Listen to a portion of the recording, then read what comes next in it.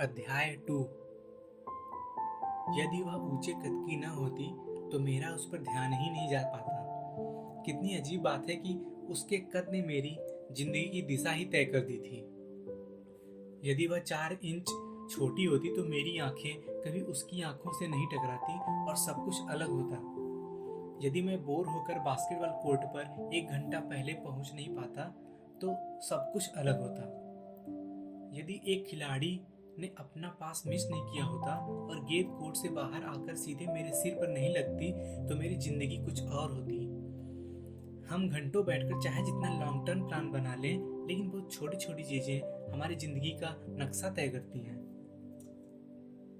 मैंने ऐसा कोई प्लान नहीं बनाया था कि जिस लड़की से मैं प्यार करूंगा उससे मेरी मुलाकात एक बास्केटबॉल कोर्ट पर होगी।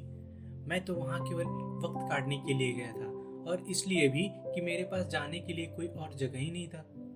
स्टीफेंस बास्केटबॉल कोर्ट के बाहर कुछ स्टूडेंट्स जमा थे, जिनमें से अधिकतर लड़के थे। लड़कियों का स्पोर्ट्स ट्रायल जो चल रहा था उसे निहारने का इससे बेहतर कोई बहाना हो ही नहीं सकता था। सभी अंग्रेजी में बतिया रहे थे, लेकिन मैं चुप्पी साधे रहा। मैंने अपनी पीठ सीधी की और गौर से कोर्ट की ओर देखने लगा, खास तौर पर यह समझने के लिए कि क्या यह जगह मेरे लिए है भी या नहीं। जैसे ही 10 लड़कियां कोर्ट पर आई, दर्शकों ने चीयर किया। इनमें से 5 लड़कियां स्टीफेंस की थी और बाकी 5 वे थी जिन्होंने स्पोर्ट्स कोटा के तहत एडमिशन के लिए अप्लाई किया था। पीयूष कोर्ट में आए। उनके हाथ में गेंद थी और मुंह में सीटी। जैसे ही इन्होंने सीटी बजाई, लड़कियां हरकत में आ गई। 5 फीट 9 इंच की एक लड़की को भारतीय मानदंडों के हिसाब से लंबी ही कहा जाएगा। एक बास्केटबॉल टीम में भी इस हाइट की लड़की लंबी ही कहलाएगी। उसकी लंबी गर्दन, लंबी बाहें और लंबी टांगे हर एक लड़के के आकर्षण का केंद्र बनी हुई थी। वह स्पोर्ट्स कोटा एप्लीकेंट्स टीम की सदस्य थी। उसने ब्लैक फिटेड शॉर्ट्स और स्लीवलेस स्पोर्ट्स वेस्ट पहन रखी थी, जिसके पीछे पीले रंग में आर लिखा हुआ था। चंद ही सेकेंड में उसने गेंद हासिल कर ली। उसने नाइकी के महंगे एकल लेंथ स्नीकर्स पहन रखे थे। मैंने एनबीए के खिलाड़ियों में को ऐसे स्नीकर पहने टीवी पर ही देखा था। उसकी डायमंड ईयर रिंग्स धूप में झिलमिला रही थी।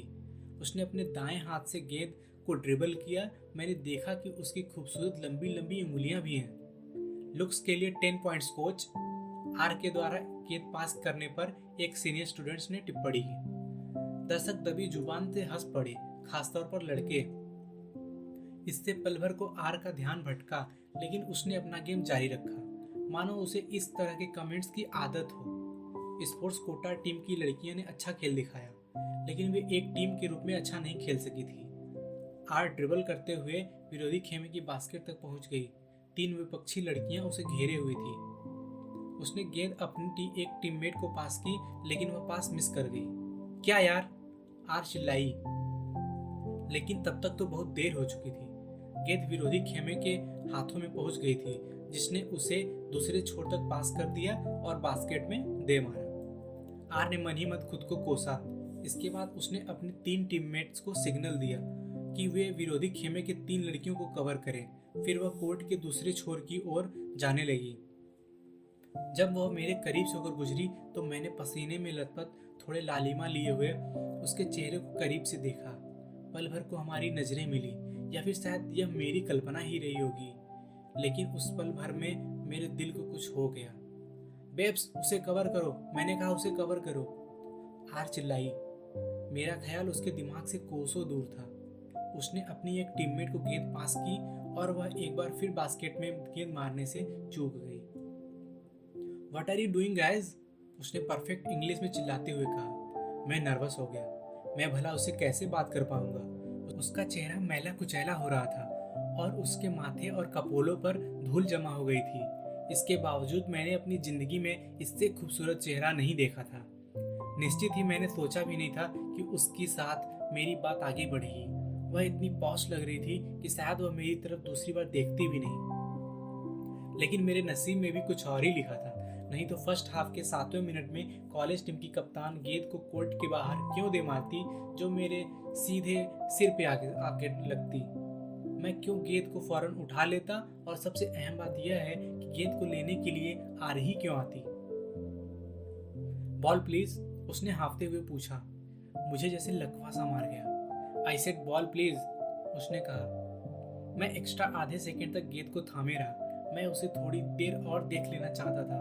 मैं पसीने से लथपथ उसके चेहरे को एक स्नैपशॉट लेना चाहता था। उसे जिंदगी भर के लिए अपने माइंड के कैमरे में सहेज कर रख लेना चाहता था। मैं गेंद को उसकी ओर फेंका, जिसे उसने आसानी से थाम लिया। मेरे गेंद फेंकने के अंदाज से ही वह समझ गई थी कि मुझे यह खेल आता है। चेंज योर पॉइंट शूटर, मैंने कहा। न जाने क्यों मैं इस बार सही इंग्लिश बोल पाया था। व्हाट, उसने कहा। उसने मुझे ऊपर से नीचे तक देखा। मैंने मन ही मन सोचा कि काश मैंने बेहतर कपड़े पहने होते। मैंने अपने इंटरव्यू के शर्ट पैंट पहन नहीं बदले थे, जिन्हें वह मेरे कस्बे के दर्जी ने बहुत ढीला ढाला सिल दिया था।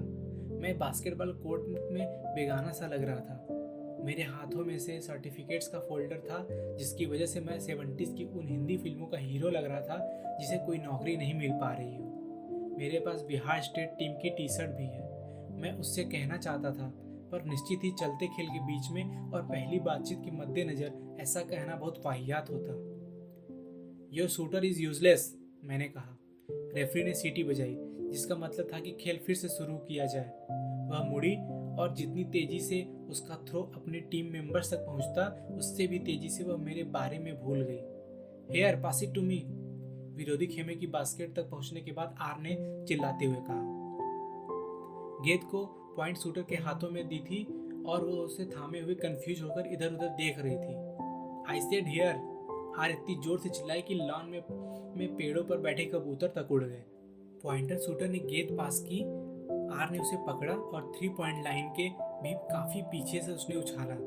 गेंद सीधे बास्केट में जाकर गिरी। दर्शकों ने चीयर किया। उनके दिल में तो पहले ही आर के लिए सॉफ्ट कॉर्नर बन गया था।